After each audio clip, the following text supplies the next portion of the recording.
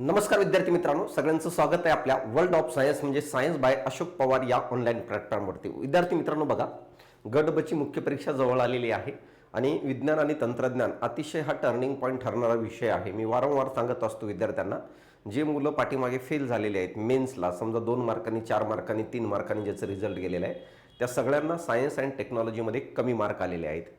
त्याचं मेन कारण आहे म्हणजे काय करायचं काय नाही करायचं हा प्रॉब्लेम असणे, करत असताना कन्सेप्टवर भर न देणे। मी लास्ट लेक्चरमध्ये तुम्हाला यूट्यूबला एक लेक्चर टाकले ज्याच्यामध्ये कोणत्या टॉपिकला भर द्यायचं ते सांगितलेलं आहे। यामध्ये एक महत्त्वाचा विषय तंत्रज्ञान, आणि तंत्रज्ञानामध्ये हे जे काही टॉपिक आहेत रिमोट सेन्सिंग, एरियल फोटोग्राफी आणि GIS, या 3 टॉपिकवर 4 प्रश्न विचारले जातात। हे 4 प्रश्न PYQच्या बेसिसवर आपल्याला येऊ शकतात। या कारणामुळे गट ब आणि क च्या मुख्य परीक्षेला या 3 टॉपिकवर जेवढे काही आतापर्यंत PYQ आलेले आहे त्याचं विश्लेषण घेऊन आलेलो आहे। 4ही ऑप्शनचं विश्लेषण घेऊन आलेलो आहे। या व्यतिरिक्त एक्स्ट्रा काय डेटा करायला पाहिजे हा डेटाबेस पण या ठिकाणी मी तुम्हाला कव्हर करून देणार आहे। तर यासाठी आवर्जून पूर्ण व्हिडिओ बघा आणि आपल्या मित्र परिवाराला याची लिंक शेअर करा। जर यूट्यूबवर नवीन असाल तर चॅनलला सबस्क्राइब करून ठेवा, येणाऱ्या काळात तुम्हाला काय याची माहिती भेटेल। आता बघा, हे PYQचा भाग 1 आहे ज्याच्यामध्ये या 3 टॉपिकवरील PYQ बघणार आहे। कोणकोणते? एक आहे रिमोट सेन्सिंग, दुसरी एरियल फोटोग्राफी आणि तिसरा आहे GIS। आणि सेकंड जो पार्ट आहे त्याच्यामध्ये ICTचे जेवढे काही PYQ आहेत आतापर्यंत आलेले त्याचं विश्लेषण मी लवकरच तुमच्यासाठी काय घेऊन येणार आहे। वेळ न घालता आपण सगळ्यात पहिल्यांदा PYQ बघणार आहे तो म्हणजे रिमोट सेन्सिंग या टॉपिकवरचं। आता रिमोट सेन्सिंग म्हणजे काय रे? दूर राहून, रिमोटचा अर्थ आहे दूर राहून आणि सेन्सिंग म्हणजे माहिती मिळवणं। जेव्हा दूर राहून माहिती मिळवली जाते त्याला रिमोट सेन्सिंग म्हणतो। या डायग्राममध्ये बघा, हा उपग्रह आहे, या उपग्रहाच्या साहाय्याने या पृथ्वीवरील माहिती प्राप्त केली जाते, याचा अर्थ हे रिमोट सेन्सिंग केलं जातं। तर या रिमोट सेन्सिंगवर पहिला प्रश्न गट ब च्या मुख्य परीक्षा 2023 ला विचारलं आणि तो प्रश्न कशावर आहे ते या ठिकाणी बारकाईने लक्ष द्या मित्रांनो। माहित आहे का तो प्रश्न कशावर आहे? तर तो आहे ऍक्टिव्ह आणि पॅसिव्ह काय आहे, सेन्सरवर आहे। तर या ठिकाणी पहिल्यांदा मराठीतून वाचून दाखवतो। काय खालील विधानांचा विचार करा। ग्रुप बी 2023, सक्रिय संवेदक स्वतःची ऊर्जा वापरून संवेदन करतो, निष्क्रिय संवेदक सूर्यापासून येणाऱ्या ऊर्जेचा वापर करून संवेदन करत असतो, सक्रिय संवेदक दिवसाबरोबर रात्री संवेदन करतो आणि निष्क्रिय संवेदक फक्त दिवसा संवेदन करतो। अशा प्रकारे 4 विधान दिलेले आहेत आणि या ठिकाणी उत्तर 4ही विधान बरोबर आहे। आता हे 4ही विधान बरोबर कसं आहे, कोणत्या अँगलने आहे, यासाठी तुम्हाला रिमोट सेन्सिंगचे प्रकार माहित असणं गरजेचं आहे। तर मित्रा, माहित आहे का रिमोट सेन्सिंगचे प्रकार जर आपण बघितलं तर रिमोट सेन्सिंगचे 2 प्रकार आपण बघतो। एक म्हणजे काय आहे, त्याला आपण काय म्हणतो रे, पॅसिव्ह रिमोट सेन्सिंग म्हणून ओळखत असतो आणि दुसरं त्याला आपण ऍक्टिव्ह म्हणत असतो। पॅसिव्ह आणि ऍक्टिव्ह रिमोट सेन्सिंग 2 प्रकार। हे कशाच्या आधारे पडलेले माहित आहे का, की रिमोट सेन्सिंगसाठी एनर्जीची गरज लागते।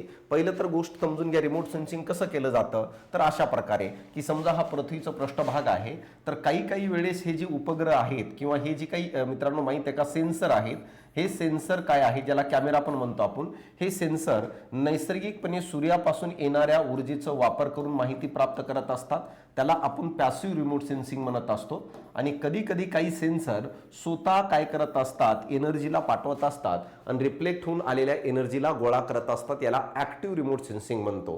म्हणजे अशा प्रकारे रिमोट सेन्सिंगचे 2 प्रकार। पॅसिव्ह रिमोट सेन्सिंग मध्ये जी एनर्जी वापरली जाते ही नैसर्गिक एनर्जीचा वापर होत असतो आणि नैसर्गिक एनर्जीमध्ये सूर्य हा त्याचा मेन सोर्स असतो, ही गोष्ट लक्षात घ्या। याला आपण पॅसिव्ह रिमोट सेन्सिंग म्हणत असतो। जेव्हा नैसर्गिक ऊर्जेचा वापर करून जमिनीवरची माहिती प्राप्त केली जाते त्याला पॅसिव्ह रिमोट सेन्सिंग म्हणत असतो। हे पहिलं पॉईंट झालं।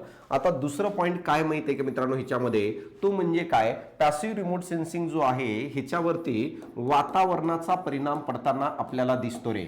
वातावरणाचा काय आहे परिणाम पडत असतो। कसं परिणाम पडतो म्हणजे कसं, जसं ढगाळ वातावरण आहे तर सूर्याची किरण हे कमी होऊन जातात मित्रांनो। रात्रीच्या वेळेस काय आहे, पॅसिव्ह रिमोट सेन्सिंग काम करू शकत नाही का, कारण रात्रीच्या वेळेस सूर्याची लाईट भेटत नाही, या कारणामुळे रात्रीच्या वेळेस आपल्याला काय माहिती प्राप्त करता येत नाही। तर फक्त आणि फक्त हे दिवसा काय आहे मित्रांनो माहित आहे का, दिवसा काय करत असतो, ही कार्य करत असतो, यालाच आपण पॅसिव्ह रिमोट सेन्सिंग म्हणत असतो। रात्रीच्या वेळेस हे कार्य करू शकत नाही का, कारण रात्रीच्या वेळेस सूर्याची लाईट इनपुट असते रे.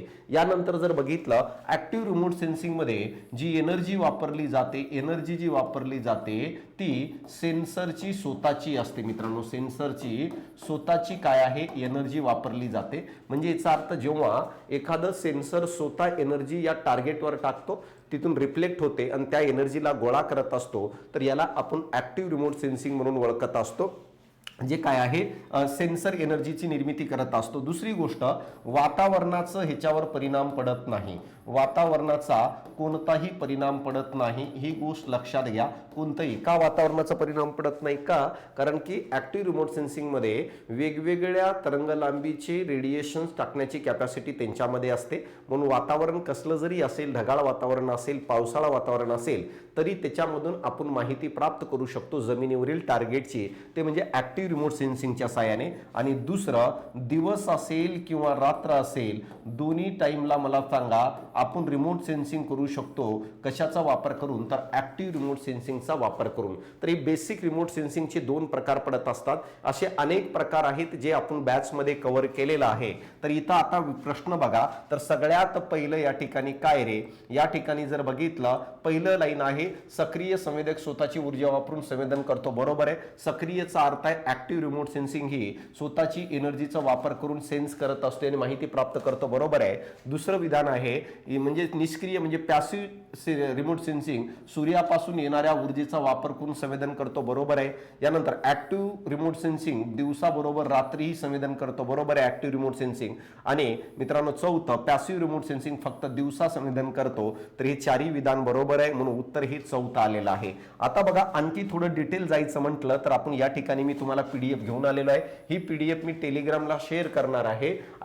@science by अशोक पवार हा टेलिग्राम तुम्ही जॉईन करा. तुम्हाला टेलिग्रामला ही पीडीएफ भेटून जाईल. महत्वाची पीडीएफ आहे. आता बघा, चारही विधान बरोबर इंग्लिश मधून दिलेलं आहे. आणि ऍक्टिव्ह बघा या ठिकाणी काय असेल रे? अन active sensor senses by using own energy. बरोबर आहे. पॅसिव्ह जो आहे सेन्सर तो एनर्जी कशापासून? सन पासून एनर्जी घेत असतो. Active sensor sensing during day as well as काय आहे नाईट, दोन्ही वेळेस काम करतं. पॅसिव्ह फक्त ओनली अँड ओनली काय ड्युरिंग द डे टाइमला कार्य करत असतो. तर चारही विधान बरोबर आहे. तर चारही विधान काय आहे या ठिकाणी बरोबर आहे. पहिलं विधान पण बरोबर आहे.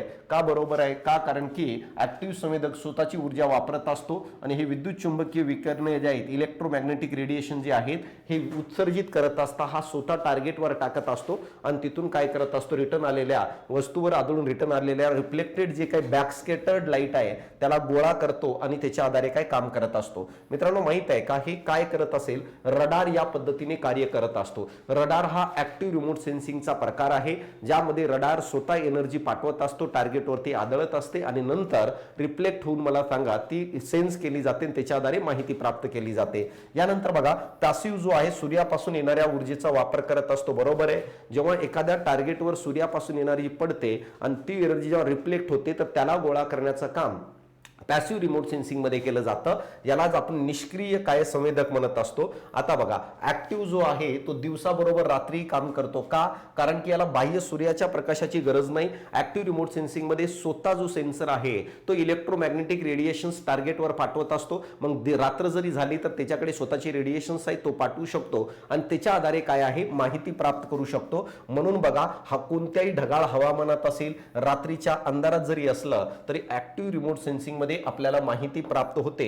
हे डेटाबेस लक्षात घ्या. यानंतर बघा, निष्क्रिय आणि पॅसिव्ह मध्ये फक्त दिवसा संवेदन करतो. बरोबर आहे. का? कारण व्हिजिबल लाईट वर चालतं. पॅसिव्ह रिमोट सेन्सिंग हा व्हिजिबल लाईट वर चालत असतो. तर ऍक्टिव्ह रिमोट सेन्सिंग मध्ये व्हिजिबल लाईटच्या व्यतिरिक्त पण एक्स्ट्रा लाईटचा वापर केला जातं, ज्याच्यामध्ये इन्फ्रारेडचं, मायक्रोवेव्हचं, रेडिओवेव्हचं पण वापर केला जातो. कोणामध्ये? ऍक्टिव्ह रिमोट सेन्सिंग मध्ये. परंतु पॅसिव्ह रिमोट सेन्सिंग ही फक्त आणि फक्त व्हिजिबल लाईटच्या आधारे काम करत असतं आणि व्हिजिबल लाईट ही सूर्यापासून आपल्याला भेटत असते, जी फक्त दिवसा उपलब्ध आहे आणि त्याच्या आधारे फक्त आपल्याला दिवसा माहिती प्राप्त करता येतं. रात्रीच्या वेळेस मला सांगा सूर्यातून लाईट आपल्या पृथ्वीवर पडत नाही आणि म्हणून मला सांगा ते काय आहे? फक्त दिवसा कार्य करू शकतं, रात्री कार्य करत नाही. बघा, काही जे पॅसिव्ह रिमोट सेन्सिंग आहेत ना, काही पॅसिव्ह जी रिमोट सेन्सिंग आहेत जसं थर्मल, हे रात्री पण काम करू शकतात. मित्रांनो जर बघितलं तर थर्मल जो काही रिमोट सेन्सिंग आहे पॅसिव्ह रिमोट सेन्सिंगचाच प्रकार आहे. तो रात्री पण काम करतो, पण एवढं त्याचं महत्त्व नाही जास्त आहे. तर थर्मल रिमोट सेन्सिंग मध्ये काय आहे, एखादं ऑब्जेक्ट पृथ्वीवर पडलेलं आहे तर त्याच्यामधून बाहेर पडणाऱ्या एनर्जीला डिटेक्ट करण्याचं काम हे काय आहे, पॅसिव्ह रिमोट सेन्सिंग करत असतो. पण इथं या ठिकाणी ओरली रिमोट सेन्सिंग बद्दल विचारले, लक्षात घ्या.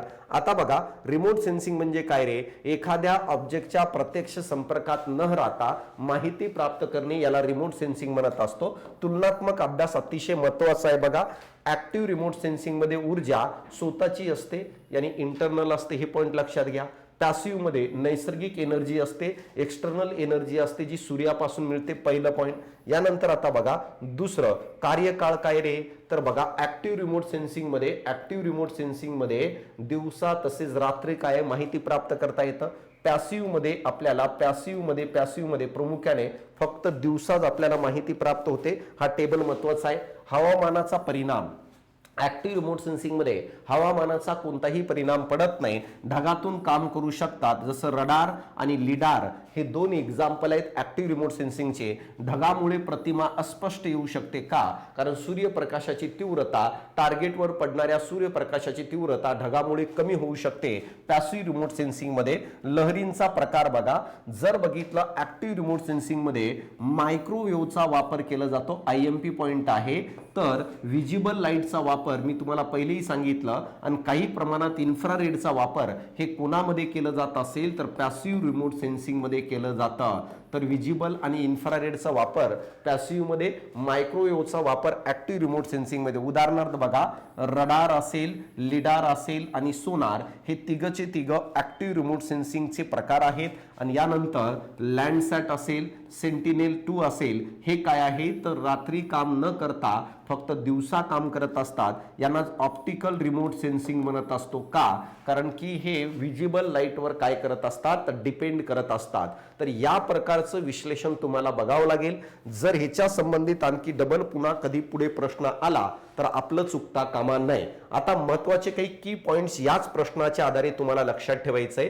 इलेक्ट्रोमॅग्नेटिक स्पेक्ट्रमचा अर्थ काय बघा, संवेदक कोणत्या लहरीवर काम करतात असा जर प्रश्न विचारला, काही प्रमाणात, सगळ्यात जास्त प्रमाणात विजिबल लाईट, मायक्रोवेव्ह, रेडिओ आणि इन्फ्रारेडचा वापर करत असतो. शक्यतो गॅमा रे, एक्स-रेचा वापर करत नाही. का, कारण की जेव्हा सूर्यापासून हे निघत असतात तेव्हा ते वातावरणात खूप जास्त स्केटर्ड होतात, रस्त्यामध्ये नष्ट होण्याची शक्यता असते. म्हणून रिमोट सेन्सिंग मध्ये सर्वात जास्त वापर विजिबल लाईट, इन्फ्रारेड, मायक्रोवेव्ह आणि रेडिओ, जे 7 किरण आहेत ना, gamma, X-ray, ultraviolet, visible, infrared, microwave आणि रेडिओ, तर याच्यामध्ये हे शेवटचे चौघांचा वापर काय आहे जास्त होतो. हे पॉइंट लक्षात ठेवणं गरजेचं आहे. आता बघा, रिझोल्यूशन म्हणजे काय रे, प्रतिमेची स्पष्टता. प्रतिमा किती स्पष्ट आहे याला रिझोल्यूशन म्हणून ओळखत असतो. तिचे वेगवेगळे प्रकार पडत असतात. Special resolution, spectral resolution, temporal resolution, radiometric resolution, असे 4 प्रकार पडतात. बॅच मध्ये मी सांगितलेलं आहे की रिझोल्यूशनचे वेगवेगळे प्रकार पडत असतात. आता नादीर पॉइंट काय बघा, नादीर पॉइंटचा अर्थ आहे राजा, नादीर पॉइंटचा अर्थ आहे, जर समजा या ठिकाणी उपग्रह आहे आणि इथं सेन्सर बसवलेला आहे, तर त्या सेन्सरचं बरोबर खाली 90 डिग्रीवरचा जमिनीवरचा जो पॉइंट आहे त्याला आपण नादीर पॉइंट म्हणून ओळखत असतो रे. बघा, हा या ठिकाणी उपग्रह आहे हवेमध्ये आणि तिथून बरोबर 90 डिग्री मध्ये जो पॉइंट जमिनीवर भेटतो आपल्याला, तर त्या जमिनीवरच्या 90 डिग्री परपेंडिक्युलर पॉइंटला नादीर पॉइंट म्हणून ओळखत असतो. हे पण पॉइंट लक्षात राहू द्या, ह्याच्यावर पण प्रश्न तुम्हाला विचारलं जाऊ शकतं. तर अशा प्रकारे हा पहिल्या टॉपिकवरचा पहिला प्रश्न गट ब च्या 2023 ला विचारलं होतं आणि अपेक्षा करतो की हे तुम्हाला क्लॅरिटीने समजलं असेल काय आणि कशा प्रकारे असणार आहे. तर हे झालं, चारही उत्तर काय ह्याचे बरोबर आहे. तर आता बघा, दुसरा प्रश्न काय आहे, प्रतिमेचं वर्णन व वाचन करण्यासाठी पुढीलपैकी कोणता घटक वापरला जात नाही असा प्रश्न या ठिकाणी दिलेला आहे. मित्रांनो, माहित आहे का, एखादी प्रतिमा जर भेटली त्याचं वर्णन करावं लागतं. कशावरून वर्णन करावं लागतं की नेमकं त्या प्रतिमेचं टोन कसं आहे, कलर कसा आहे, त्या प्रतिमेवर एखाद्या वस्तूची सावली कशी आहे, त्या सावलीचं विचार केलं जातं, शेडचं विचार केलं जातं, पॅटर्नचं विचार केलं जातं. तर आता इथं म्हटलंय या ठिकाणी तेच दिलेलं आहे, वर्णछटा, छाया, आकार आणि काय कलदर्शक केंद्र. आता इंग्लिश मधून बघितल्यानंतर तुम्हाला तेवढं कळत नाही. 2023 ला हा प्रश्न आलेला आहे. इंग्लिश मधून बघा, which of the following factor is not used to describe and read the image. म्हणजे याचा अर्थ कोणत्या फॅक्टर हा इमेजला डिस्क्राईब आणि रीड करण्यासाठी केलं जात नाही असं प्रश्न विचारलंय. पहिला आहे फोकस ऑफ टाइल्ट, दुसरा आहे टोन, तिसरा आहे शॅडो आणि चौथा आहे शेप. तर यामध्ये बघा जर तुम्ही बघितलं तर या टोनचा वापर होत असतो मित्रांनो. टोन म्हणजे कलर, की समजा फोटोचा कलर कसा आहे त्याच्यावरून पण आपल्याला इमेजचं वर्णन करता येतं मित्रा. तर कलर वरून करता येतं कारण वेगवेगळ्या ऑब्जेक्टचा कलर आपल्याला त्या फोटोमध्ये वेगवेगळा भेटत असतो आणि ज्याच्या आधारे आपण वर्णन करू शकतो. दुसरं बघा काय आहे शॅडो. तर आपण सावलीवरून पण एखाद्या फोटोचं एखाद्या प्रतिमेचं वर्णन करू शकतो इमेजचं. कसं? जसं उंच झाड असेल तर त्याची सावली मोठी भेटेल, तर सावली किती लांब आहे ह्याच्यावरून आपण एखाद्या ऑब्जेक्टची हाईट किती आहे हे बघू शकतो मित्रांनो. एखादी इमारतीची सावली जेवढी मोठी असेल तेवढी इमारतीची हाईट मोठी असेल. किंवा एखादा टावर आहे तर त्या टावरच्या सावलीवरून आपण ओळखू शकतो की हे टावर आहे. तर अशा प्रकारे इमेजचं इंटरप्रिटेशन करत असताना, डिस्क्राईब करत असताना, इमेज रीड करत असताना शॅडोचा वापर केला जाईल, शेपचा पण वापर केला जातो मित्रांनो. समजा एखाद्या इमेज मध्ये एखादं अशा प्रकारे गोलाकार मला सांगा काहीतरी आलेला आहे फोटोमध्ये, तर गोलाकार आला असेल, बाजूला एखादी इमारत आहे, तर हिचा अर्थ कळून जातं इमारत आहे बाजूला ना असं गोलाकार मोकळी जागा आहे, तर कदाचित इमारत ही एखादी शाळा असू शकते आणि त्याच्या बाजूला गोलाकार हा त्याचा ग्राउंड असू शकतो मित्रांनो. तर अशा प्रकारे आकारावरून पण कळून जातं आपल्याला. ग्राउंडचा आकार वेगळा असतो, गार्डनचा आकार थोडं वेगळा असतं मित्रा, शेतीचा आकार वेगळा असतो, जंगलांचा आकार वेगळा असतो. तर या शेप वरून पण आपण ओळखू शकतो की हे नेमकं काय आहे. एअरपोर्ट असेल तर त्याचा आकार वेगळा असणार आहे. तर अशा प्रकारे या तिघांचाही वापर इमेजचे इंटरप्रिटेशन करण्यासाठी करत असतो. आता फोकस ऑफ टाइल्टचा वापर केला जात नाही. फोकस ऑफ टाइल्ट म्हणजे काय रे, तर रिमोट सेन्सिंग करत असताना ज्या विमानामध्ये सेन्सर बसवलेला आहे, उपग्रहामध्ये सेन्सर बसवलेला आहे, तर हा विमान जेव्हा गतिमान होत असताना या विमानात बसवलेला सेन्सर थोडा वळतो मित्रांनो, आणि या वळण्यालाच आपण काय फोकस ऑफ टाइल्ट म्हणून ओळखत असतो मित्रा. तर या ठिकाणी आता बघा हा थोडं होतो, जसं विमान जाऊ राहिलं, विमान थोडं कललं तर सेन्सर पण आपला थोडी दिशा बदलणार आहे, तर यालाच आपण म्हणतो फोकस ऑफ टाइल्ट म्हणत असतो. त्याचा आणि इमेज इंटरप्रिटेशनचा किंवा इमेज रीड करण्याचा, डिस्क्राईब करण्याचा काही संबंध नाहीये. म्हणून या प्रश्नाचं उत्तर BCD असायला पाहिजे. तर या ठिकाणी जर बघितलं तर मित्रा काय काय दिलेलं आहे, तर BCD दिले का रे या ठिकाणी? कोणतं नाही म्हटलंय, तर पहिलं नाहीये, तर ओनली ए म्हणून उत्तर काय यायला पाहिजे, पहिलं आन्सर येणं गरजेचं आहे मित्रा. तर या प्रश्नाचं उत्तर हे काय आहे, पहिलं येणं खूप गरजेचं आहे. आणि या प्रकारे तुम्हाला समजलं असेल की या प्रश्नाचं उत्तर पहिलं आहे. आता बघा तुम्हाला एवढं तर कळालं, आणि ह्याच्या पहिले हे वाचून घ्या थोडं एकदा, कारण की हे सगळं समजेल. आता या प्रश्नाच्या थोडं डिटेल विश्लेषणाकडे जाऊया, कारण या प्रश्नाच्या अनुषंगाने इमेज इंटरप्रिटेशन किंवा मला सांगा इमेज डिस्क्राईब किंवा रीड करत असताना कोणकोणत्या फॅक्टरचा विचार केला जातो, या तिघांचाच विचार केला जातो का, टोन, शेड आणि शेपचं, शॅडो आणि शेपचं, की याच्या व्यतिरिक्त केलं जातं, तो डेटाबेस पण आपण या ठिकाणी बघणार आहे. बघा आता तर या ठिकाणी बघा दुसरा प्रश्न आहे की प्रतिमेचं वर्णन वाचन करण्यासाठी पुढीलपैकी कोणत्या घटकाचा वापर केला जात नाही, तर ह्याच्यामध्ये कलदर्शक केंद्र हे नाही, याचा वापर केला जात नाही, म्हणून उत्तर फक्त काय आहे, पहिला असणार आहे. या ठिकाणी उत्तर पहिला असणार आहे. आता बघा या ठिकाणी एक एक पर्यायचं मी तुम्हाला म्हणलो ना, फोकस ऑफ टाइल्ट का आहे, फोकस ऑफ टाइल्टचा वापर का केला जात नाही प्रतिमेचं वर्णन करत असताना, हे घटक प्रतिमा वाचण्यासाठी वापरलं जात नाही. फोकस ऑफ टाइल्ट हे भूमितीय परिणाम, जॉमेट्रिक पॅरामीटर आहे.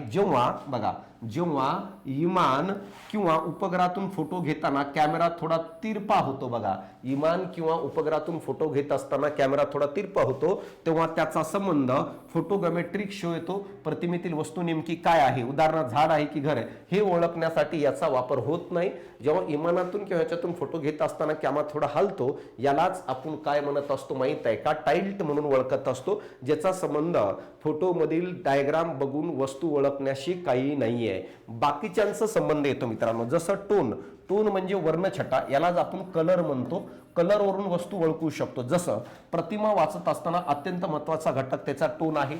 टोन म्हणजे प्रतिमेतील रंगांची गडदता किंवा फिकटपणा. मित्रांनो, जो फोटो आलाय त्या फोटोमध्ये कलर किती डार्क आहे आणि किती लाईट आहे ह्याच्यावरून आपल्याला एखाद्या वस्तूचा अंदाज लावता येतो. त्यालाच आपण टोन म्हणून ओळखत असतो. उदाहरणामध्ये बघा, तुम्हाला समजण्यासाठी दिलंय बघा, काळपट वर्णछटा असेल, एकदम काळी इमेज असेल, एकदम काळी इमेज असेल तो पाणी असू शकतं. आणि जर अत्यंत पांढरी आणि चकाकणारी वर्णछटा असेल तर तो बर्फ किंवा कॉन्क्रीट असू शकतो. मित्रांनो, समजा एरियल फोटोग्राफी घेतलेला आहे, विमानातून फोटो काढलाय एखाद्या जागेचा, आणि ज्या फोटोमध्ये जर फोटो एकदम काळा आला असेल, खूप डार्क असेल, तर समजायचं तो पाण्याचा फोटो आहे. का? कारण पाण्याचा फोटो हा ब्लॅक कलरचा आपल्याला येताना दिसतं. एखाद्या धरणाचा फोटो काढला तर तो ब्लॅक कलरचा येतो. तर या टोनवरून आपण ओळखू शकतो. आणि जर मला सांगा फोटो एकदम पांढरा आले असेल, फोटो एकदम चकाकणारा आला असेल, तर एकतर समजायचा त्या ठिकाणी बर्फ विखुरलेला आहे सगळं, किंवा मित्रांनो माहित आहे का त्या ठिकाणी आपण कॉन्क्रीट असू शकतो, रस्ता असू शकतो,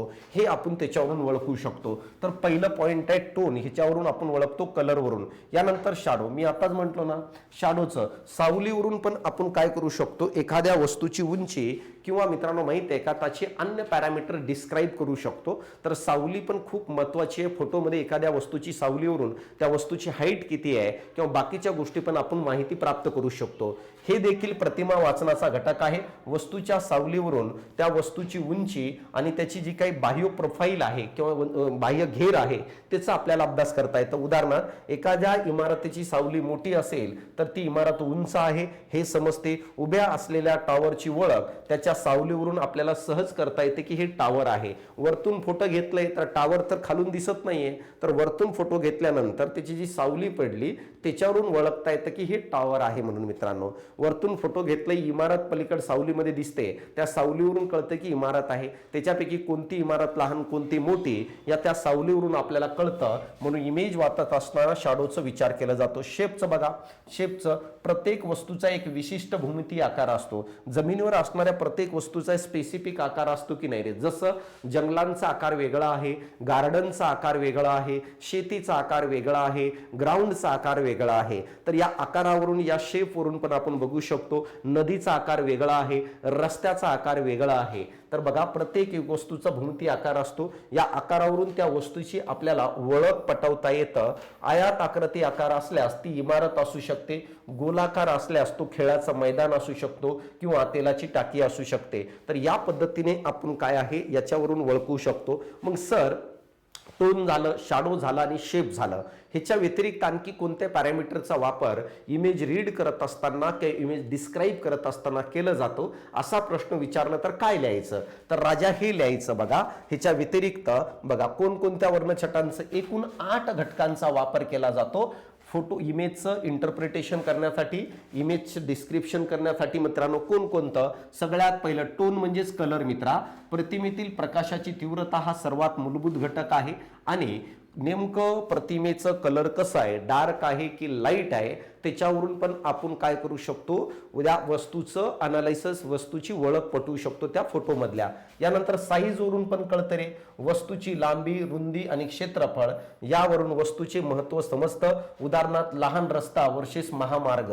तर त्या फोटोमध्ये आपल्याला लहान रस्ते कोणते आणि महामार्ग कोणते हे कशावरून कळेल? साईज वरून कळणार आहे आपल्याला. कशावरून कळणार आहे? साईज वरून कळणार आहे. छोटे रस्त्याची साईज, लांबी रुंदी कमी असेल, महामार्गाची रुंदी मोठी असेल, लांब असेल, तरी फोटोवरून कळेल की नाही रे? तर साईज वरून कळून जातं नेमकं काय आहे. एखादी शाळा आहे का, तर त्या ठिकाणी इमारत मोठी असू शकते, तर त्याच्यावरून कळून जाते ही शाळा आहे किंवा हे राहण्याचं घर आहे, हे झोपडपट्टी आहे, हे एरिया कोणता आहे, हे साईज वरून पण कळतं. तर साईज पण काय एक प्रकारचं फॅक्टर आहे ज्याचा वापर करून इमेजचं डिस्क्रिप्शन केलं जातं.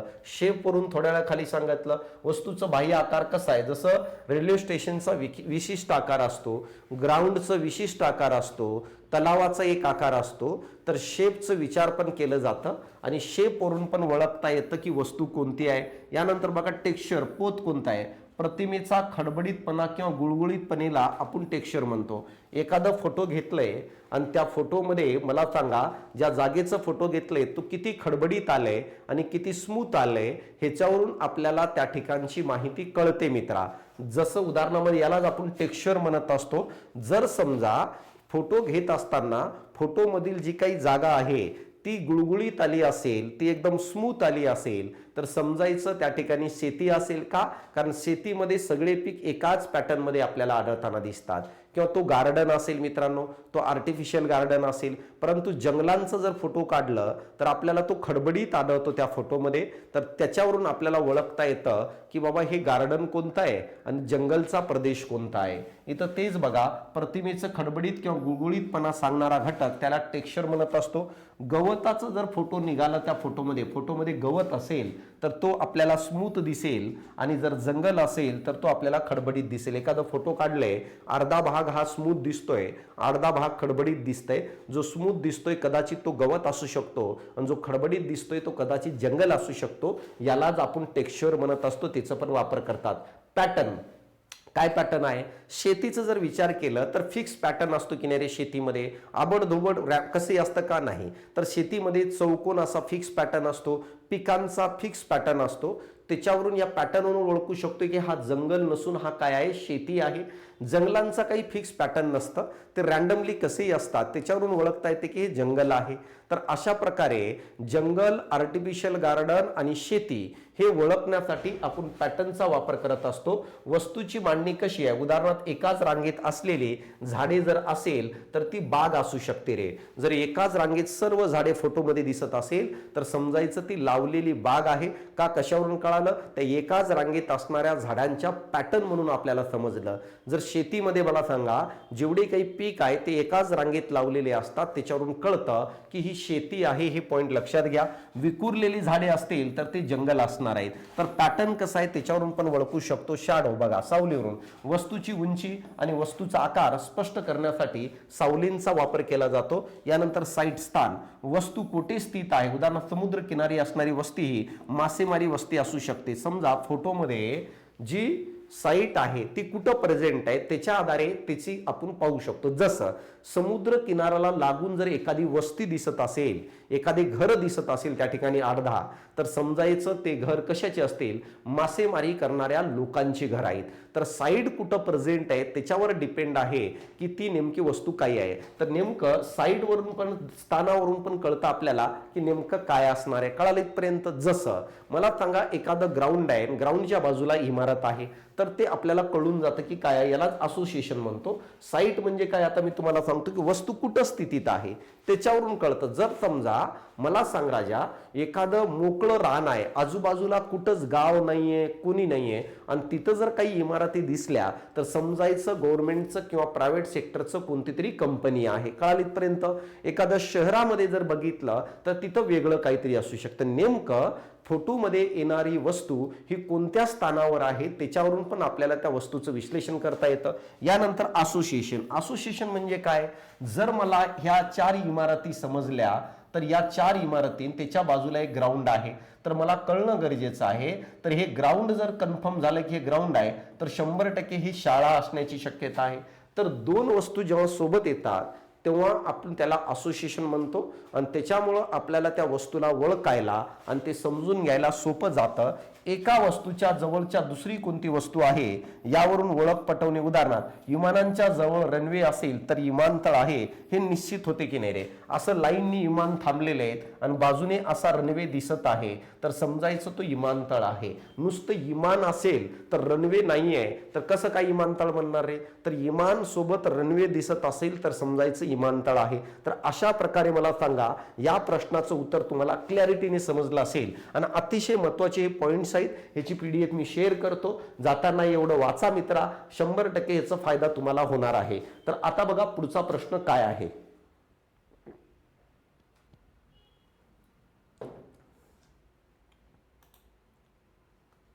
पुढचा प्रश्न काय आहे बघा.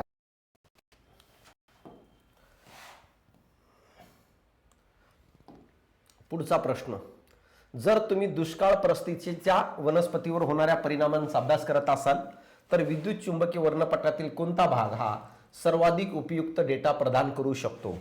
मित्रांनो, माहित आहे का, दुष्काळ पडलेला आहे आणि दुष्काळ पडलेला असताना सरकार काय प्रत्येकाच्या शेतामध्ये जाऊन पाहत नाही. तर सरकार काय करत असतो? रिमोट सेन्सिंगचा वापर करून दुष्काळाच्या परिस्थितीची माहिती प्राप्त करू शकतो. म्हणजे काय रे? तर वरतून फोटो काढलं जातं, एरियल फोटोग्राफी, आणि एरियल फोटोच्या आधारे हे बघितलं जातं की दुष्काळाची परिस्थिती किती आहे, किती प्रमाणात दुष्काळ पडलेला आहे, पिकांचं नुकसान किती झालेलं आहे, हे सगळं रिमोट सेन्सिंगच्या साहाय्याने बघितलं जातं. आता इथं तेच म्हटलंय जर तुम्ही दुष्काळ परिस्थितीच्या वनस्पतीवर बघा, दुष्काळात पडलेल्या वनस्पतीवर होणाऱ्या परिणामांचा अभ्यास करत असाल तर विद्युत चुंबकीय वर्णपटातील कोणता भाग हा उपयुक्त डेटा प्रदान करू शकतो.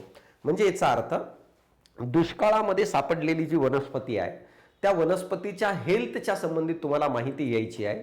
तर मी काय म्हटलं, जे काही 7 किरणं आहेत त्या किरणापैकी नेमकं कोणत्या किरणांचा वापर करून काय आहे सर्वात जास्त आणि चांगली माहिती भेटेल असं प्रश्न विचारले. कोणते? गॅमा रे आहे, एक्स रे आहे, कळलं का, अल्ट्राव्हायलेट रे आहे, विजिबल रे आहे, विजिबल आहे, यानंतर इन्फ्रारेड आहे, इन्फ्रारेड आहे, मायक्रोवेव्ह आणि रेडिओ आहे. तर बघा हे सगळ्यात जास्त वापरलं जातं, या चौघांचा वापर रिमोट सेन्सिंग मध्ये केला जातो. विजिबल, इन्फ्रारेड, मायक्रोवेव्ह आणि रेडिओ या चौघांचा वापर काय करत असतो आपण? जास्त करत असतो. आता इथं म्हटलंय की समजा अशा प्रकारे हे काय आहे, हे पीक आहे रे, हे पीक आहे, एखादं झाड आहे आणि हे झाड आहे, हे पीक आहे आणि हा पीक दुष्काळामध्ये काय आहे सापडलेला आहे. तर ह्याची हेल्थ तपासण्यासाठी या रेडिएशन्स पैकी कोणतं रेडिएशनचा वापर करणार की ज्या कारणामुळं आपल्याला अचूक माहिती भेटेल असा प्रश्न या ठिकाणी आपल्याला काय आहे विचारलेला आहे.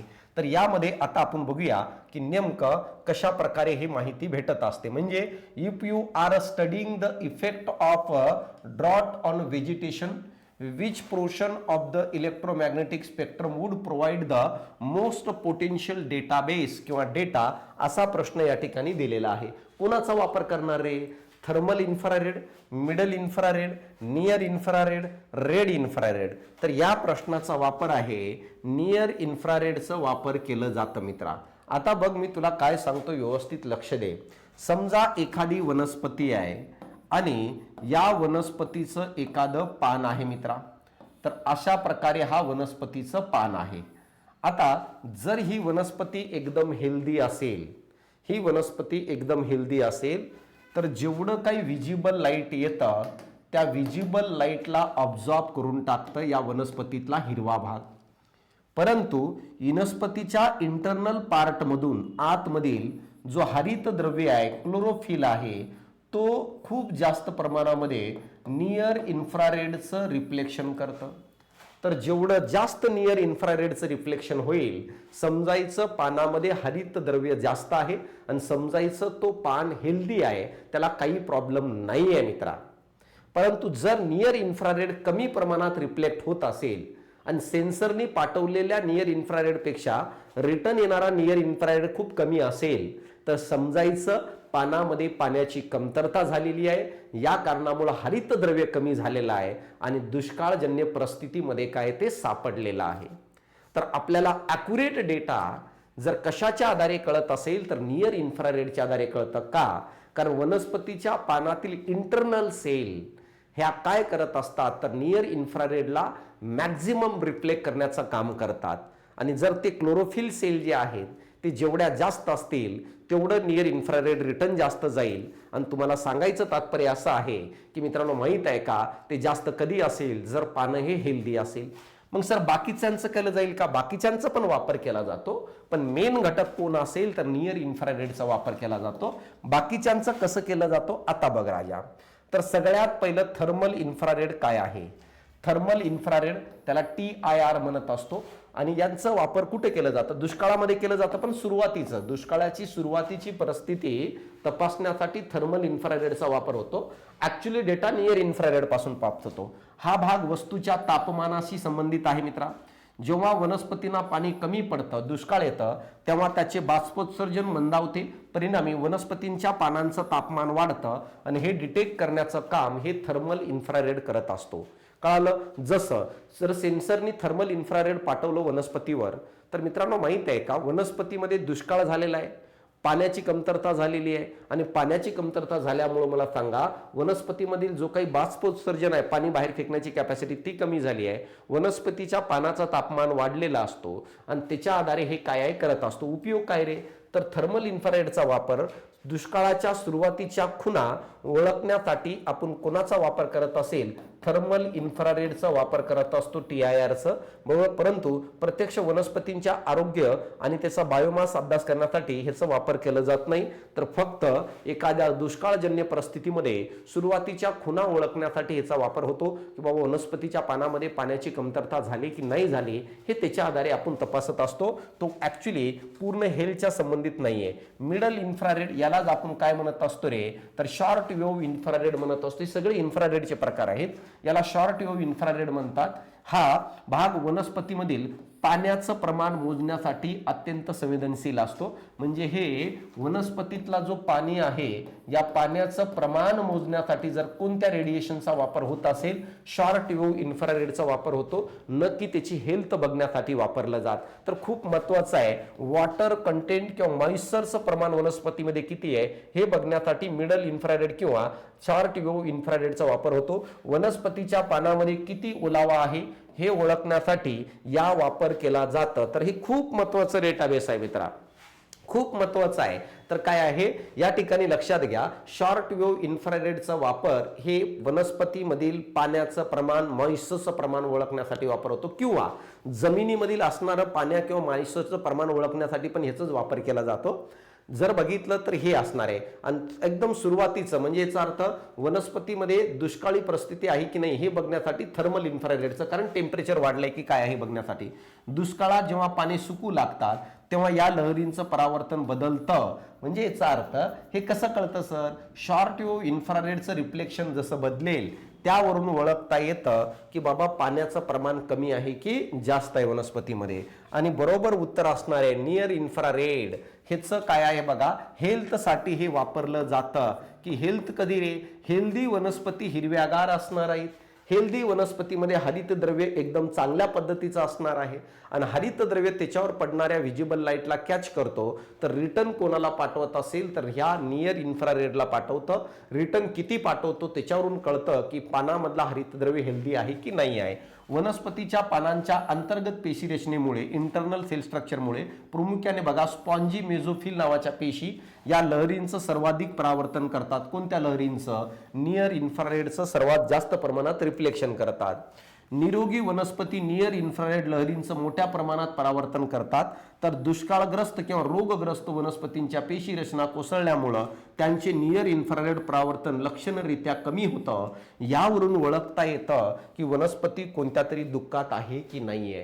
का, पाण्याची कमतरता झाली तरी नियर इन्फ्रारेडचं रिफ्लेक्शन कमी होतं, आणि जर त्याला एखादा आजार जरी झालं तरी हे कमी होतं. का, कारण की आजारामध्ये आणि पाण्याच्या कमतरतेमुळे मित्रांनो जे काही इंटरनल पेशीची संरचना आहे ती बिघडते, आणि इंटरनल पेशीची संरचना या नियर इन्फ्रारेडला रिटर्न पाठवण्याचं काम करत होते. म्हणून योग्य उत्तर हेल्थसाठी काय वापरत असेल तर नियर इन्फ्रारेडचं आपण वापर करत असतो. हे डेटाबेस लक्षात घ्या. आता बघा, तर हे कळालं. निष्कर्ष काय, वनस्पतींचे एकूण आरोग्य, घनता, दुष्काळाचा प्रभाव मोजण्यासाठी नियर इन्फ्रारेड हा सगळ्यात महत्वाचा असणारा भाग आहे, त्याचा वापर केला जातो. यानंतर बघा रेड इन्फ्रारेड काय आहे, खरं तर हा दृश्यमान प्रकाश आहे, व्हिजिबल स्पेक्ट्रमचा भाग आहे. वनस्पतीमधील हरितद्रव्य लाल प्रकाशाचं शोषण करतं. उपयोग प्रकाश संश्लेषण प्रक्रियेचा वेग मोजण्यासाठी रेड इन्फ्रारेडचा वापर केला जातं. रेड इन्फ्रारेड हा व्हिजिबल लाईटचा पार्ट आहे, व्हिजिबल लाईटचा पार्ट आहे रेडचं. आणि या रेड कलरच्या लाईटचा वापर करून आपण काय करत असतो रे, फोटोसिंथसिसचा वेग मोजत असतो. फोटोसिंथसिसचा वेग मोजत असतो. का, कारण की वनस्पतीमध्ये असणारा हरितद्रव्य हे सर्वात जास्त रेड लाईटचं अब्सॉर्प्शन करतं मित्रांनो. क्लोरेल का, तर लाल प्रकाशाचं शोषण करत असतो कोणतं, क्लोरोफिल. आणि त्याच्या प्रमाणावरून आपल्याला कळतं की बाबा प्रकाश संश्लेषणाचा वेग कमी आहे की जास्त आहे, हे त्याच्यावरून आपण काय आहे ओळखत असतो. हे डेटाबेस समजणं खूप गरजेचं आहे मित्रा. तर अशा प्रकारे तुम्हाला या ठिकाणी हा पॉइंट समजला असेल काय असेल. आता बघा परीक्षेसाठी काय लक्षात ठेवायचं आहे बघा, स्पेक्ट्रल सिग्नेचर ऑफ व्हेजिटेशन. वनस्पती दृश्यमान प्रकाश लहरी शोषतात. मी म्हंटलो ना, वनस्पती व्हिजिबल लाईट शोषतात आणि नियर इन्फ्रारेड लाईट जे असतात परावर्तित करतात, हे खूप महत्वाचं आहे. विजिबल लाईट शोषतात आणि काय इन्फ्रारेड रिटर्न पाठवत असतात. नॉर्मलाइज डिफरन्स व्हेजिटेशन इंडेक्स हा इंडेक्स आहे वनस्पतीचं आरोग्य मोजण्यासाठी. NDVI हे इंडेक्स वापरलं जातं की बाबा वनस्पतीचं आरोग्य मोजण्यासाठी ते वापरलं जातं. आणि NDVI हे काय रे, हा असा इंडेक्स आहे ज्याच्या साहाय्याने वनस्पतीचं आरोग्य मोजलं जातं. कळलं का? म्हणजे वनस्पतींच्या आरोग्याचं मोजमाप करण्यासाठी जो निर्देशांक वापरला जातो त्याला NDVI म्हणतो. फॉर्म्युला काय, NDVI is equal to near infrared minus red भागाकारामध्ये नियर इन्फ्रारेड प्लस रेड या सूत्रानुसार आपण काढत असतो. बघा NDVI हा कशासाठी वापरतात रे, तर वनस्पतीचं आरोग्य मोजण्यासाठी वापरलं जाणारं इंडेक्स आहे. कसं काढलं जाईल, नियर इन्फ्रारेड मायनस रेड आणि भागाकारामध्ये नियर इन्फ्रारेड कोरलका प्लस रेड या सूत्राचा वापर करून काय आहे हा इंडेक्स काढला जातो. आणि या इंडेक्सच्या आधारे जर NDVIचं मूल्य 1 च्या जवळ असेल तर वनस्पती अतिशय निरोगी आहेत, 1 च्या जवळपास असेल. आणि जर 1 च्या जवळपास नसेल तर वनस्पतीमध्ये काही ना काही प्रॉब्लेम आहे, हे आपण त्याच्या आधारे काय आहे ओळखू शकतो. जर 0.1 ते 0.3 असेल तर त्या ठिकाणी दुष्काळ किंवा कमी वनस्पती आहेत किंवा तुरळक वनस्पती आहे असं आपण ओळखू शकतो. हे लक्षात घ्या. तर अशा प्रकारे हे वापर केलं जातं. काही कीवर्ड्स वगैरे आहेत, हे परावर्तन ऑब्सॉर्प्शन हे तर तुम्हाला माहित आहे. तर अशा प्रकारे तुम्हाला या प्रश्नाचं उत्तर कळालं असेल. या तिघांचाही वापर कुठं होतो हे समजण्याचा प्रयत्न करा, काय आणि कशा प्रकारे. आता बघा पुढचा प्रश्न आहे, उपग्रह विमानाद्वारे मिळवलेल्या सांख्यिकी आणि प्रतिमा प्राप्त करणे, प्रक्रिया करणे, अर्थ लावण्याच्या शास्त्रात खालीलपैकी काय म्हणतात रे. तर इथं एक प्रोसेस नाही सांगितलेली आहे, मल्टिपल प्रोसेस सांगितलेली आहे. तर तुम्ही इंग्लिश मधून बघितलं तर तुम्हाला कळेल. बघा, which of the following science is defined as a science of, बघा कोणतं सायन्स आहे, अक्वायरिंग प्राप्त करणे, प्रोसेसिंग यानी काय रे प्रोसेस करणे, आणि इंटरप्रेटिंग अनालिसिस करणे, आणि स्टॅटिकल डेटा यानी काय डेटाच्या स्वरूपात काढणे, आणि इमेज तयार करणे.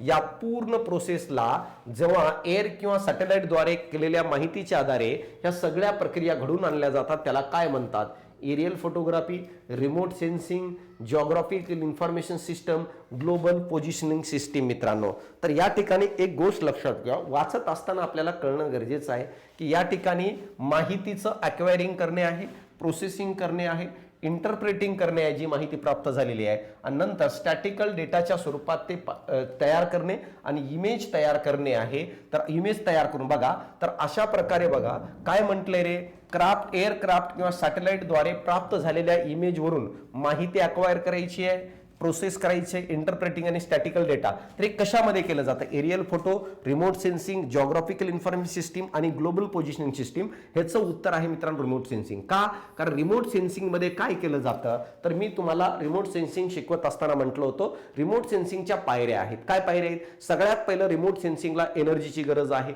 तर एनर्जी पाठवणार, टार्गेटवर पडणार, रिटर्न टार्गेटवरून सेन्सरकडे जाणार, सेन्सर त्याला घेणार, त्यानंतर ती माहिती आली आहे त्याचं रूपांतर सिग्नल मध्ये करणार, इंटरप्रिटेशनसाठी इंटरप्रिटेशन सेंटरवर पाठवणार, नंतर इमेज तयार करून बाहेर काढणार. तर हे पूर्ण प्रक्रिया रिमोट सेन्सिंग मध्ये केली जाते. एरियल फोटोग्राफी मध्ये फक्त हवेमधून फोटो काढलं जातं मित्रांनो, बस तेवढं त्याचं काम आहे. बाकी हे प्रोसेसिंग करणं, इंटरप्रेटिंग करणं, हे किंवा अक्वायर्ड करणं हे त्याचं काम नाहीये मित्रा, त्याचं काम नाहीये. तर aerial photography is a part of remote sensing. Remote सेन्सिंगचा तो एक पार्ट आहे, म्हणून ते उत्तर येणार नाही. जिओग्राफिकल इन्फॉर्मेशन सिस्टीम मध्ये आपण क्राफ्ट किंवा सॅटेलाइट कुठं वापरतो, तर जिओग्राफिकल इन्फॉर्मेशन सिस्टीम त्या माहितीवर प्रक्रिया करत असते जी माहिती रिमोट सेन्सिंगद्वारे प्राप्त झालेली असते. तर समजा एखादा फोटो एरियल फोटोद्वारे किंवा रिमोट सेन्सिंगद्वारे एखादी प्राप्त झालेली माहिती GIS कडे पाठवल्यानंतर GIS त्याच्यावर प्रक्रिया करून त्या माहितीच्या आधारे नकाशे तयार करण्याचं काम करत असतो. तर काय तयार करण्याचं काम करतो, नकाशे तयार करण्याचं काम करतो. हे काम कोणाचं आहे, GISचं आहे मित्रा. ती माहिती अक्वायर, प्रोसेस, इंटरप्रेटिंग, अनालिसिस करणं हे त्याचं काम नाहीये. आणि ग्लोबल पोझिशनिंग सिस्टीम काय रे? पृथ्वी तलावर असणाऱ्या किंवा कुठेही असणाऱ्या एखाद्या वस्तूची जागा दाखवणारी सिस्टीम जी आहे त्याला ग्लोबल पोझिशनिंग सिस्टीम म्हणतो. म्हणून या प्रश्नाचं उत्तर रिमोट सेन्सिंग आहे. का? कारण या प्रत्येक प्रक्रियेच्या संबंधित रिमोट सेन्सिंगच ऑप्शन एकदम परफेक्ट आहे, कारण तोच या सगळं प्रक्रिया करताना आपण बघितलेले आहेत. तर बघा, आता जे विद्यार्थी आपली बॅच घेतलेले आहे त्यांना वाटत असेल की सर हे आपण पूर्ण बॅच मध्ये घेतलेलं आहे, कव्हर केलेलं आहे हे सगळं डेटाबेस. आता पण बघा, गडबडची मुख्य परीक्षा झाली तर माझं तर इच्छा आहे की 8 पैकी 8 प्रश्न नोट्स मधून येऊन जायला पाहिजे, तर त्या पद्धतीने कव्हर केलेलं आहे. आता डिटेल बघू आपण थोडं काय मॅटर आहे. तर उत्तर तर तुम्हाला कळालं. काय उत्तर आहे रे? तर हे आहे remote sensing. Remote sensing. Aerial photography का नाही? बघा, हा एरियल फोटोग्राफी हा रिमोट सेन्सिंगचा एक उपप्रकार आहे किंवा हे जुनं तंत्र आहे. यात विमान, हेलिकॉप्टर किंवा ड्रोनचा वापर करून कॅमेराद्वारे जमिनीचे फोटो घेतले जातात मित्रा. हे मुख्यतः विमानावर आधारित असतं. यात फक्त छायाचित्रांचा समावेश होतो, यानी फोटोंचा समावेश होतो. यात उपग्रह, सॅटेलाइट मिळवलेल्या डिजिटल डेटाचा व्यापक समावेश होत नाही, म्हणून ही व्याख्या अपूर्ण आहे रे मित्रा. का? कारण की ह्याच्यामध्ये फक्त फोटोचा समावेश होतो एरियल फोटोग्राफीमध्ये. रिमोट सेन्सिंग हा पूर्ण पर्याय आहे, कारण रिमोट सेन्सिंग मध्ये सगळं केलं जातं. कोणत्याही वस्तूच्या क्षेत्राच्या घटनेच्या प्रत्यक्ष संपर्कात न येता उंचावरून विमान किंवा उपग्रहाद्वारे त्या वस्तूची माहिती मिळवणे, त्या माहितीवर प्रक्रिया करणे, तिचं अर्थ लावणे, या शास्त्रालाच आपण रिमोट सेन्सिंग म्हणतो. डेफिनेशनच आहे मित्रा, हे डेफिनेशनच आहे. मी तुम्हाला म्हटलेलं आहे, डेफिनेशन विचारलंय. यात ऊर्जा स्त्रोतापासून माहिती गोळा करणे, यानी ऊर्जा सोर्सचा वापर करून माहिती गोळा केली जाते. ती माहिती सांख्यिकी स्वरूपात साठवणे आणि संगणकावर साठवून त्याच्यावर प्रक्रिया करणे, प्रोसेसिंग म्हणतो, कॉम्प्युटरवर घेऊन प्रक्रिया करणे. शेवटी त्यातून इंटरप्रेटिंग यानी माहितीचा अर्थ लावणे हे केलं जातं. यासाठी विमान वापरलं जातं, उपग्रह वापरलं जातं माहिती गोळा करण्यासाठी. जॉग्राफिकल इन्फॉर्मेशन सिस्टीम मध्ये काय रे? रिमोट सेन्सिंगद्वारे प्राप्त झालेल्या माहितीवर प्रक्रिया करून फक्त काय नकाशा तयार केला जातो. या ठिकाणी अक्वायर वगैरे करत नाही. GIS एक संगणक आधारित साधन आहे. रिमोट सेन्सिंगतून मिळालेला डेटा बघा, रिमोट सेन्सिंग मधून मिळालेला डेटा साठवणे, स्टोरेज करणे, त्यांचं विश्लेषण करणे, अनालाइज, आणि त्याचं नकाशाच्या स्वरूपात प्रदर्शित करणे हे कोणाचं काम असेल? GISचं काम आहे. हे पॉइंट लक्षात घ्या. GIS काय करतं? रिमोट सेन्सिंगद्वारे आलेल्या माहितीला स्टोरेज करतं, त्या माहितीचं विश्लेषण करतं आणि नकाशाच्या स्वरूपात त्याला प्रेझेंट करण्याचं काम हे GIS आहे. एवढं लक्षात घ्या. आणि ग्लोबल पोझिशनिंग सिस्टीम ही पृथ्वीवरील एखाद्या वस्तूचं किंवा ठिकाणाचं अचूक लोकेशन, कोरिलका, उंची, वेळ निश्चित करण्यासाठी एक काय आहे? सॅटेलाइटवर डिपेंड असणारं हे नेव्हिगेशन सिस्टीम आहे. त्यालाच ग्लोबल पोझिशनिंग सिस्टीम आणि GPS म्हणून ओळखत असतो. हे लक्षात ठेवा. तर आता बघा, रिमोट सेन्सिंगचे प्रमुख पायऱ्या मी आता म्हटलो ना, रिमोट सेन्सिंगच्या पायऱ्यामध्ये सगळ्यात पहिलं रिमोट सेन्सिंगसाठी एनर्जीची गरज लागते. एनर्जी एकतर सूर्य असतो किंवा एखादा सेन्सर स्वतः एनर्जी निर्माण करू शकतो. रेडिएशन आणि ॲटमॉस्फिअर, जेव्हा उपग्रहातून एखादं रेडिएशन, सूर्यापासून एखादं रेडिएशन टार्गेटकडे येतं, वातावरणात त्या रेडिएशन्स बरोबर इंटरॅक्शन्स घडत असतात. मी बॅचमध्ये शिकवलेलं आहे. त्या इंटरॅक्शन घडत असतात ॲटमॉस्फिअर सोबत, इंटरॅक्शन विथ द टार्गेट. आणि जेव्हा तो रेडिएशन्स खाली त्या टार्गेटवर येऊन आदळतं, ज्या टार्गेटची माहिती पाहिजे होतं, टार्गेटवर पण ती लाईट किंवा तो रेडिएशन्स इंटरॅक्शन करतं. टार्गेटवर काही लाईट रिफ्लेक्ट होते, काही लाईट ट्रान्समिट होते, तर काही लाईट मित्रांनो ऑब्झॉर्ब होत असते त्या टार्गेटवर. हे पण आपण बघितलं. Recording of sensor. मग अशा प्रकारे मला सांगा, सूर्यापासून ही एनर्जी आली, हे टार्गेटवर आदळली. टार्गेटवर आदळत असताना सगळ्यात पहिलं वातावरणासोबत इंटरॅक्शन केलं, यानंतर टार्गेटवर इंटरॅक्शन केलं. काय केले? काही आरपार गेले, काही टार्गेटने शोषून घेतलं, काहीला रिटर्न पाठवलं. रिटर्न पाठवलं जो आहे त्याला सेन्सरनी कॅच केलं. सेन्सरनी कॅच केलं, सेन्सर म्हणजे कॅमेरा. रेकॉर्डिंग बाय सेन्सर, सेन्सरद्वारे ही रिटर्न जाणाऱ्या ऊर्जा रिफ्लेक्टेडची एनर्जीचं स्टोरेज केलं. ट्रान्समिशन अँड प्रोसेसिंग, माहिती केंद्राकडे पाठवणे आणि प्रतिमा तयार करणे. सेन्सर काय करतो? प्राप्त झालेल्या सिग्नलला माहिती सेंटरकडे पाठवतं, जमिनीवर असतं. त्या सेंटरवर काय केलं जातं? त्या माहितीच्या आधारे प्रतिमा तयार केली जाते. नंतर त्या प्रतिमेचं इंटरप्रिटेशन करणं पुढची पायरी आहे. जी प्रतिमा तयार झाली त्याचं विश्लेषण करणे आणि इंटरप्रिटेशन केलं जातं. हे लक्षात घ्या. आणि नंतर आहे ऍप्लिकेशन. मग मला सांगा, त्या माहितीचं काय करणे? ऍप्लिकेशन करणे आणि वापर करणे. हे जर कोणाचं कार्य असेल तर या ठिकाणी या रिमोट सेन्सिंगचं. तर हा पूर्ण डेटाबेस जो आहे रिमोट सेन्सिंगचा आहे आणि हे खूप महत्वाचं आहे. प्लॅटफॉर्म बघा, प्लॅटफॉर्म मध्ये ती जागा ज्याच्यावर एखाद्या कॅमेऱ्याला ठेवून सेन्सरला ठेवून माहिती प्राप्त केली जाते. मग तो क्रेन पण असू शकतो बघा, ग्राउंड लेवल क्रेन किंवा टावरवर थांबून फोटो काढणे, एअरबोन विमान किंवा फुगे किंवा ड्रोन, स्पेसबोन उपग्रह सॅटेलाइट, हेच काय आहे वापर करून आपण काय करतो, रिमोट सेन्सिंग करतो. हे पॉइंट लक्षात घ्या. तर अशा प्रकारे बघा हे सगळं डेटाबेस आहे. तर आता पुढचा प्रश्न काय आहे, पुढचा प्रश्न 5वा, इलेक्ट्रोमॅग्नेटिक स्पेक्ट्रमचा खालीलपैकी कोणता भाग रिमोट सेन्सिंग मध्ये वापरला जातो. तर मित्रा मी तुम्हाला म्हटलो ना की इलेक्ट्रोमॅग्नेटिक स्पेक्ट्रम मध्ये वेगवेगळे भाग आहे आणि कोणत्या भागाचा वापर हा रिमोट सेन्सिंग मध्ये केलं जातं. विजिबल रिजन भाग असेल, मायक्रोवेव्ह रिजन असेल, इन्फ्रारेड रिजन असेल आणि वरीलपैकी सर्व असेल. तर आता तुम्ही या ठिकाणी बघून सांगा. मी तुम्हाला थोड्या वेळाखाली पण सांगितलेलं होतं की कोणाकोणाचा वापर होत असतो. तर मी म्हटलो होतो की एकूण 7 किरणं आहेत, एकूण 7 किरणं आहेत. एकूण किती किरणं आहेत, तर 7 किरणं आहेत. लक्षात घ्या, एकूण 7 किरणं सांगितलं होतं. कसं लक्षात ठेवायचं, गाडी करे XUV इन माय रेंज. तर हे शॉर्ट फॉर्म आहे, लक्षात घ्या. हे 7 किरणं आहेत, रेडिएशन्स आहेत. यामध्ये आता बघा, गाडी फॉर गॅमा रे आहे, एक्स फॉर एक्स रे आहे, यू फॉर काय रे, बघा आता यू फॉर काय आहे, अल्ट्रावायलेट रे आहे. व्ही फॉर विजिबल आहे. आय फॉर इन्फ्रारेड आहे. एम फॉर मायक्रोवेव्ह आहे. आणि आर फॉर जर बघितलं तर रेडिओ आहे. तर हे काय आहेत मित्रांनो माहित आहे का, 7 किरणं. आणि थोड्या वेळाखाली सांगितलं काही प्रमाणात अल्ट्राव्हायलेट रेचा वापर होतो, पण वापर इथून पुढे सगळ्यांचा होतो. तर यांचा वापर रिमोट सेन्सिंग मध्ये केलं जातं का, कारण ह्यांची वेव्हलेंथ जास्त आहे. हे वातावरणात स्केटर्ड जास्त होत नाही, हे दूर अंतरापर्यंत जातात आणि रस्त्यामध्ये लॉस होण्याची शक्यता कमी असते. तर या सगळ्यांचं मग बघा, विजिबलचे वेगवेगळे प्रकार पडत असतात. त्याच्यामध्ये 3 मुख्यतः वापरले जातात.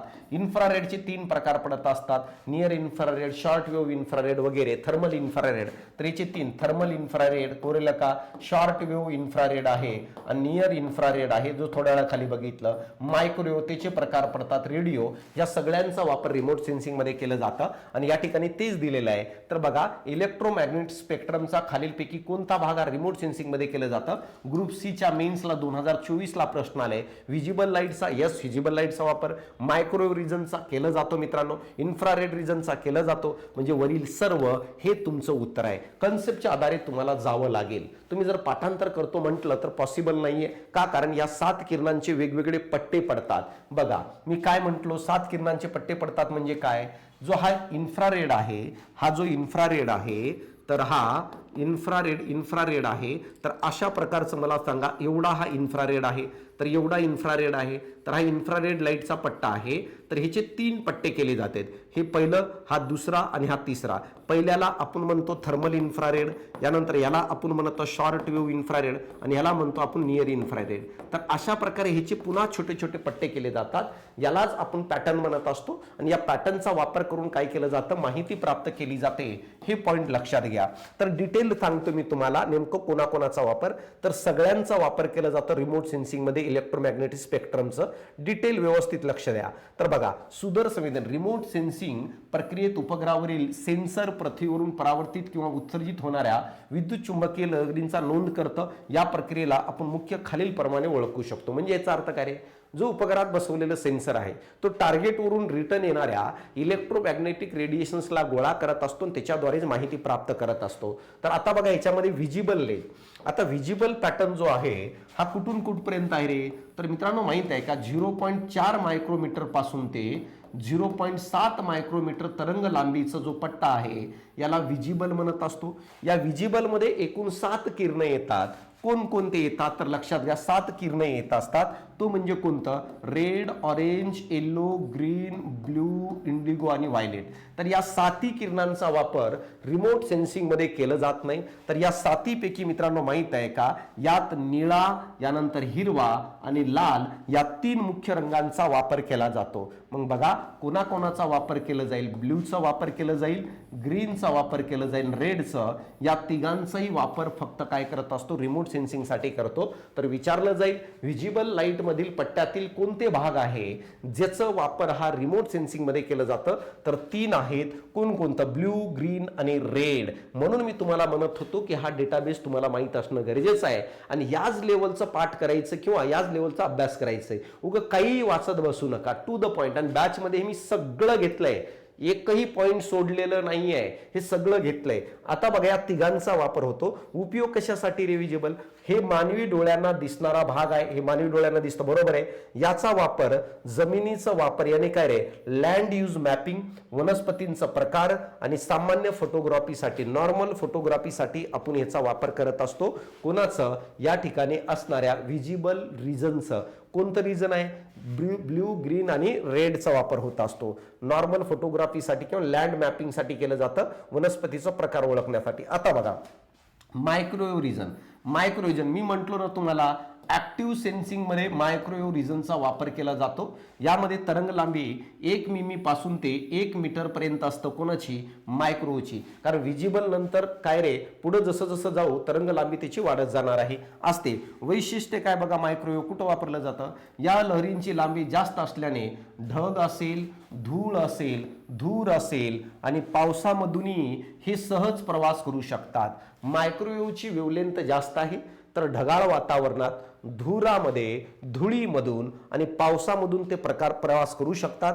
म्हणून रडार सिस्टीम मध्ये मायक्रोवेव्हचा वापर केला जातो. का? कारण रात्रीच्या वेळेस कोणत्याही वातावरणात टार्गेट पर्यंत ते पोहोचावं आणि रिफ्लेक्ट होऊन सेन्सर पर्यंत यावं. याचा उपयोग प्रामुख्याने ऍक्टिव्ह रिमोट सेन्सिंग मध्ये केलं जातं. उदाहरणार्थ रडार मध्ये केलं जातं. पूर परिस्थितीचा अभ्यास, मातीतील ओलावा मोजणे, ढगाळ हवामानात प्रतिमा मिळवण्यासाठी हा भाग अत्यंत महत्वाचा आहे. कोणतं? मायक्रोवेव्ह रिजनचा भाग हा अतिशय महत्वाचा आहे. तर बघा, ढगाळ वातावरणात प्रतिमा मिळवायची असेल, मातीमधील पाण्याचा ओलावा डिटेक्ट करण्यासाठी, पूर परिस्थितींचा अभ्यास करण्यासाठी या सगळ्यांचा वापर या ठिकाणी करत असतो. यानंतर आता बघा तिसरा आहे इन्फ्रारेड रिजन. यालाच आपण काय म्हणत असतो? अवरक्त भाग. हे थोड्या वेळा खालीच आपण बघितलं, हे इन्फ्रारेडचे 3 पट्टे पडत असतात. तरंग लांबी 0.7 मायक्रोमीटर ते 100 मायक्रोमीटर असतं. या दरम्यान हे काय करतं रे, ह्याचे 3 महत्वाचे उपप्रकार पडतात. मी म्हटलो ना, पहिलं नियर इन्फ्रारेड, हे वनस्पतींचा आरोग्याचा अभ्यास करण्यासाठी. नियर इन्फ्रारेड थोड्या खाली मी तुम्हाला सांगितलेलं आहे.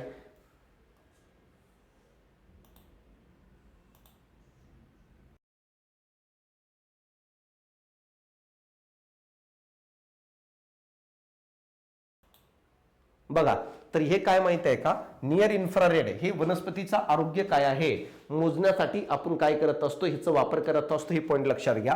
यानंतर short wave infrared. Short wave infrared काय रे? माती आणि वनस्पतीमधील पाणी मोजण्यासाठी. हे पहिले शिकलोय आपण. थर्मल इन्फ्रारेड पृथ्वीच्या पृष्ठभागाचं तापमान, उष्णतेचं उत्सर्जन, ज्वालामुखीचा अभ्यास. समजा एखाद्या ठिकाणी आग लागलेली आहे जंगलामध्ये, त्या ठिकाणचं तापमान मोजण्यासाठी, आगीचं केंद्र कुठं आहे, आग कुठून कुठं पसरू राहिलेली आहे, हे सगळं बघण्यासाठी थर्मल इन्फ्रारेडचा आपण काय करत असतो? वापर करतो. पाण्याचं प्रमाण माती आणि वनस्पती मोजण्यासाठी शॉर्ट वेव्ह इन्फ्रारेड आणि वनस्पतीचं आरोग्य मोजण्यासाठी नियर इन्फ्रारेडचा वापर करतो. तर अतिशय महत्वाचं आहे. बघा, वातावरणीय खिडक्या काय, ॲटमॉस्फेरिक विंडोज काय असते ते लक्षात घ्या. ॲटमॉस्फेरिक विंडोज म्हणजे काय मित्रा? समजा हा पृथ्वीचा पृष्ठभाग आहे आणि हा सूर्य आहे. तर सूर्यापासून येणारे किरण, सर्वचे सर्व किरण हे पृथ्वीपर्यंत येत नाही. तर सूर्यापासून येणाऱ्या किरणाला वातावरण अडवून टाकतं आणि फक्त काही किरणालाच तो पृथ्वीच्या पृष्ठापर्यंत भाग जाऊ देतं, काही किरणालाच पृथ्वीच्या पृष्ठभागापर्यंत येऊ देतं. म्हणजे जसं खिडकी असते आपली, तर बाहेरून येणारा लाईट भिंतीतून तर आरपार जात नाही, पण खिडकीतून येतं. तर आता बघा, वातावरणात अशा काही खिडक्या असतात ज्या खिडक्यामधून सूर्यापासून निघणारे किंवा उपग्रहापासून निघणारे जे काही रेडिएशन्स आहेत हे टार्गेटपर्यंत न अडथळा करता डायरेक्ट येत असतात. मग वातावरणातील त्या जागा, ज्या जागेवरून सूर्यापासून किंवा उपग्रहापासून येणारे जेवढे काही सिग्नल आहेत न अडथळा करता टार्गेट पर्यंत पृथ्वीच्या येतात, त्या जागेला ॲटमॉस्फेरिक विंडोज म्हणून ओळखत असतो. मग बघा, वातावरणातील वायू, ओझोन, कार्बन डायऑक्साईड, पाण्याची वाफ विद्युत चुंबकीय वर्णपटातील काही लहरींना शोषून घेतात मित्रांनो. परंतु वर्णपटातील जे भाग वातावरणातून शोषले न जाता सहज आरपार जाऊ शकतात त्यांना वातावरणीय खिडकी म्हणतो. आणि हेच आपल्याला बघायचंय, काही भाग हा न शोषता डायरेक्ट येतात त्याला वातावरणीय खिडकी म्हणतो. प्रमुख खिडक्या कोणत्या बघा?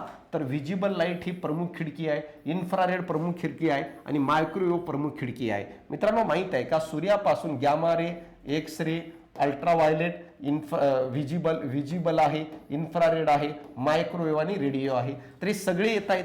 तर यापैकी बघा, गॅमा रेला इथंच पकडून घेतात, खाली येऊ देत नाही. एक्स रेला पण पकडून घेतात, खाली येऊ देत नाही. अल्ट्राव्हायलेटला पण पकडून घेतात, खाली येऊ देत नाही.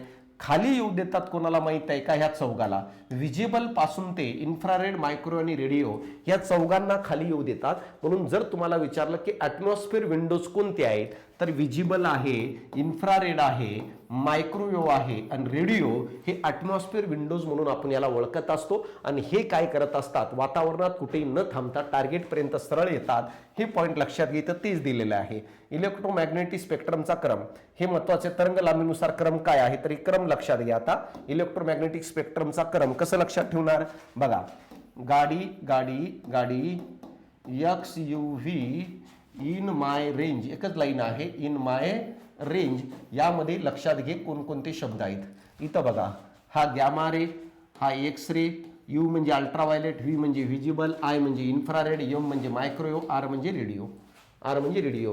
तर बघा, गाडीपासून ते रेंजकडे जात असताना राजा तरंग लांबीचा कोणता क्रम असेल, तर तो चढता क्रम असणार आहे. म्हणजे याचा अर्थ असेंडिंग ऑर्डर. सर्वात जास्त वेव्हलेंथ रेडची आहे, रेडिओची आहे. हे आर म्हणजे रेडिओ आहे. तर सर्वात जास्त रेडिओची, सर्वात कमी गॅमा रेची आहे. बघा, गाडीपासून रेंजकडे जात असताना, गॅमापासून रेडिओकडे जात असताना वारंवारता आणि ऊर्जेचं कोणता क्रम असेल, तर उतरता क्रम असणार आहे. हे पॉईंट लक्षात घ्या मित्रा. तर यापैकी सर्वात जास्त तरंग लांबी कोणाची, रेडिओची. म्हणजे गॅमापेक्षा एक्सपेक्षा अल्ट्राव्हायलेटपेक्षा व्हिजिबलपेक्षा इन्फ्रारेडपेक्षा मायक्रोपेक्षा रेडिओ, अशी तरंग लांबी वाढत जाते. पण फ्रिक्वेन्सी कमी होत जाते. पण लक्षात घ्या, ऊर्जा पण कमी होत जाते. तर ऊर्जा जेवढी कमी असेल मित्रा, तेवढं तो जास्त अंतरापर्यंत जाणारा तरंग असतो. जास्त अंतर काय आहे, जाणारा तरंग असतो. ही गोष्ट लक्षात घ्या. जसं रेडिओची एनर्जी कमी आहे परंतु सर्वात दूर जातो, म्हणून रिमोट सेन्सिंग मध्ये दूर जाणाऱ्या रेडिएशनचाच वापर केलं जातं. व्हिजिबल पासून पुढच्यांचा वापर करत असतो, व्हिजिबल, इन्फ्रारेड, मायक्रोवेव्ह आणि रेडिओचं. का?